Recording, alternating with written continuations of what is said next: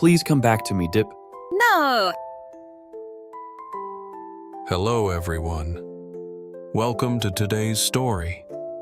A house is being built, not just with bricks and wood, but with hope, silence, and hidden truths. Diep has spent her life believing her parents were gone forever. But one day, someone from her past returns and brings with him a shocking revelation. Her parents are still alive. So why did they never come for her? Why was the truth hidden from her all these years? And James, the quiet man building a future by her side, can he truly stay once her past comes crashing in? This is not a story of loud heartbreak. It's a story of soft goodbyes, unspoken pain, and a choice that may change everything. Stay with us until the end, because sometimes the loudest answers come in the quietest moments. And don't forget to subscribe. We're on our way to 1,000 followers, and your support means the world. The early light drifted in like mist, soft and warm on the wooden floors of James's quiet countryside home.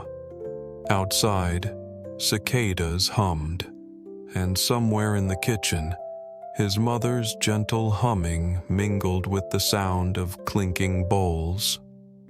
James stood by the window, a cup of tea in hand, watching the morning unfold in soft strokes. Green trees swaying, chickens scuttling, a quiet breeze combing through the rice fields.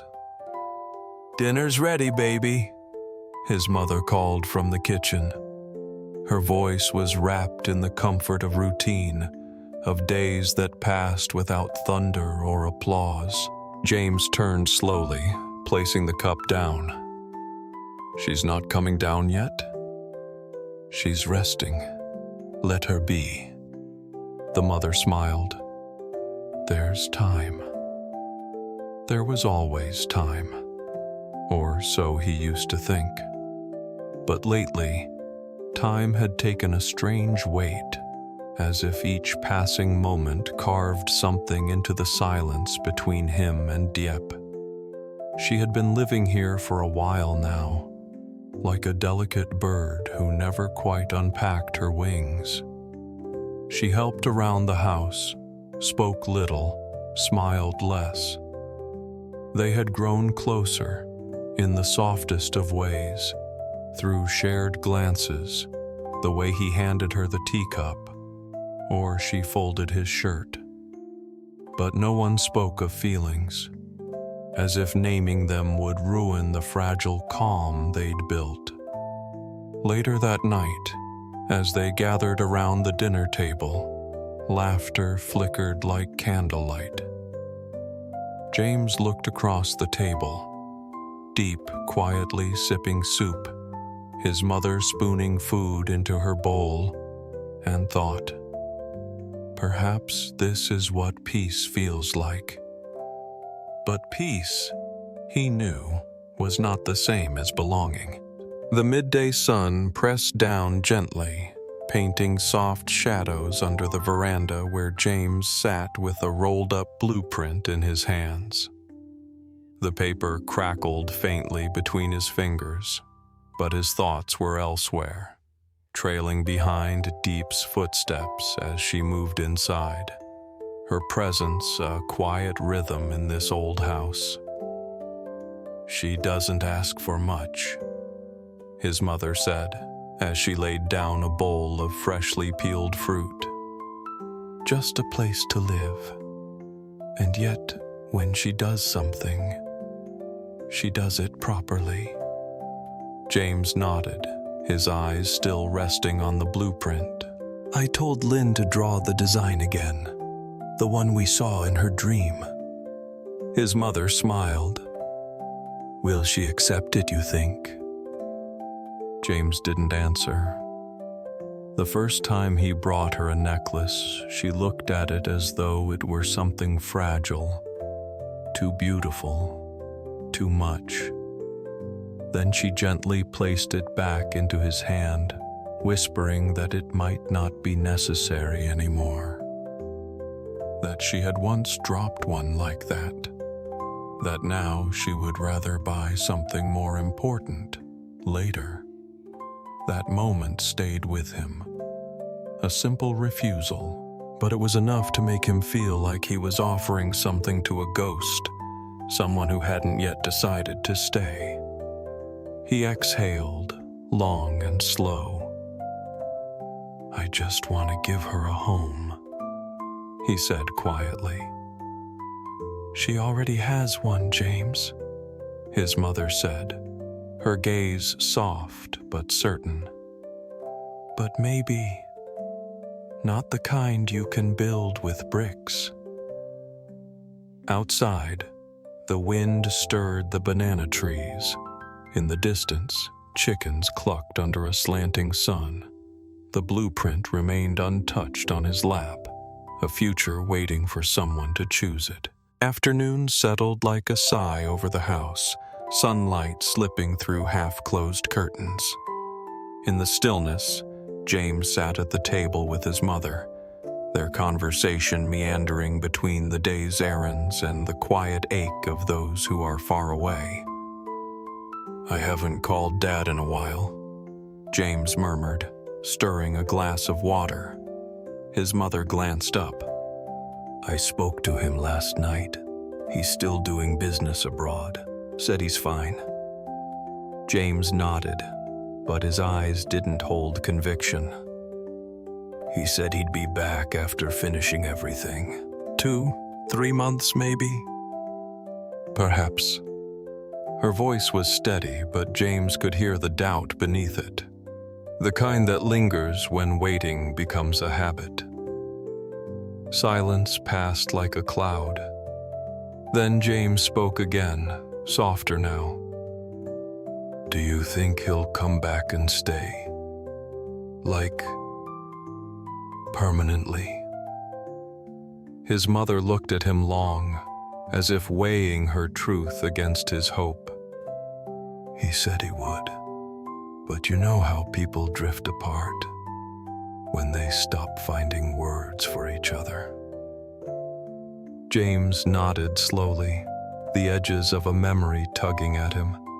His father's back as he boarded a plane, the final wave that felt too practiced. There was always work, always one more deal. Outside, Diep passed the doorway, her shadow brushing against the sunlight. James watched her go, the way she held her arms around herself, even when the day was warm. There were absences that echoed louder than presence. His father, Diep's past, and the strange fear that no matter how much he built, someone might always be halfway out the door. "Mom," he said quietly, "I just want to make things whole again." But even as he said it, he knew. Some stories return only in fragments. The wind rustled faintly through the branches as Diep stepped out into the yard, wiping her hands on her apron. The chickens clucked lazily nearby, the air thick with the scent of ripened earth. She was not expecting anyone, and yet, a familiar voice called softly from the gate. "Diep." It was Pau. He stood there, not with the posture of a man who came to reclaim, but one who came to return. There was something different in his eyes, less fire, more silence. "I was nearby," he said, avoiding her gaze. "Thought I'd stop by." She didn't answer at first, just motioned toward the wooden bench beneath the shade tree. They sat. He looked around, the chickens, the makeshift coop, the banana trees. "James bought them for you?" She nodded. I just feed them, that's all. He chuckled, but it fell short. You always liked quiet things. More silence. Then he spoke again, this time lower. I don't want you to think I came to stir up the past. I came because I needed to say something. She looked at him, guarded. I'm not the person I used to be. He continued.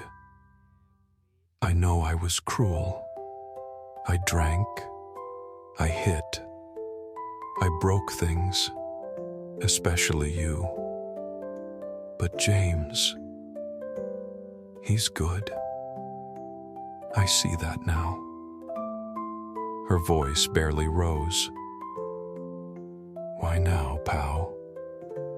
He hesitated. Because I couldn't carry it anymore. The weight of what I know.